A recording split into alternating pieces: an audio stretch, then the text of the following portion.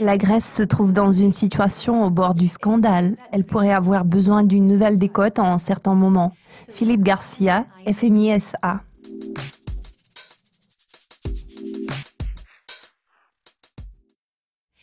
Philippe, la semaine passée, les marchés se sont concentrés sur la présidente Dilma Rousseff. Cette semaine, l'attention des investisseurs est rivée sur la dette grecque et les révélations des Panama Papers sur le système offshore mondial.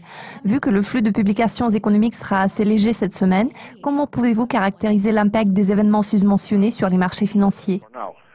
À l'heure actuelle, il n'y a pas beaucoup d'impact. Cette semaine ne sera pas riche en publications économiques majeures. En toute logique, le comportement des marchés financiers pourrait évoluer sous l'influence des autres événements à l'échelle mondiale, comme ceux que vous venez de mentionner. En ce qui concerne le Brésil, la situation demeure très instable. Les marchés misent sur la démission de Rousseff. Pourtant, il est peu probable que cela se produise dans un avenir prévisible. En revanche, je surveille attentivement les mouvements du réal brésilien et je voudrais souligner que sa performance pourrait être considérée comme très bonne cette année. Il s'est déjà raffermi de 10%. J'envisage un taux de change de 3,20 à moyen terme pour la paire dollar-réal. Pour ce qui est de la Grèce, les tensions s'accroissent entre le gouvernement grec, le FMI et l'Union européenne. À mon avis, le message clé ici est que la Grèce va probablement avoir besoin d'une nouvelle décote cette année. La réunion de la Fed qui s'est tenue en mars a abouti à un changement radical dans les attentes des marchés. Les investisseurs vont accorder une attention particulière au compte-rendu de cette réunion. Nous avons déjà suivi les propos des hauts responsables de la Fed et le discours de Janet Yellen. Sur quel genre de détails les marchés vont-ils se focaliser cette fois-ci ? Sans aucun doute, le compte-rendu de la réunion de la Fed sera très surveillé. En général, nous pouvons constater que le message de la Réserve fédérale porte un caractère ambigu depuis un bon moment déjà. Il est manifeste que l'économie américaine est en bonne posture. Donc, un relèvement des taux demeure une option disponible. Pourtant, nous ne pouvons pas dire que les marchés se réjouissent de cette option, car dans le contexte actuel, ils auraient du mal à s'adapter à des taux d'intérêt plus élevés. Janet Yellen et d'autres hauts responsables de la Fed prendront la parole cette semaine. Je crois que la question qui hante les marchés en ce moment est de savoir si la hausse de juin reste toujours une possibilité.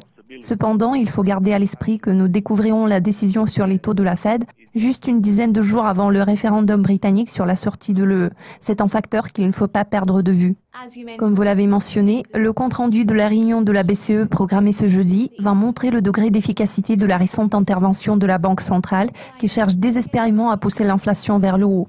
La réunion de la Banque de réserve australienne pourrait également provoquer des fluctuations du dollar australien. La corrélation existant entre le rouble et le prix du pétrole a regagné l'attention des marchés. Quelles sont les autres devises à surveiller ? Cette semaine, nous devrions nous concentrer sur les principales paires de devises. Vendredi dernier, l'euro-dollar a atteint un nouveau plus haut sur un an à 1,14. Il serait important de suivre l'évolution du taux pour comprendre où il se dirige. Du côté du référendum britannique, les sondages d'opinion montrent que le nombre de partisans du Brexit devance le nombre d'opposants de 4 points. Pourtant, la paire euro-sterling a glissé de 0,5% lundi, ce qui témoigne probablement du fait que le mouvement à la hausse est épuisé. Le dollar-yen est en train de flirter avec un niveau dangereux de support d'1,11. Je vais surveiller la réunion de la Banque de réserve australienne, mais l'accent principal sera mis sur les paires de devises majeures et le réal brésilien. Philippe, cela a été un plaisir de discuter avec vous. Merci. Chers spectateurs, nous vous invitons à suivre toutes nos mises à jour financières sur Dukascopy TV pour être au courant de tous les développements. À très vite.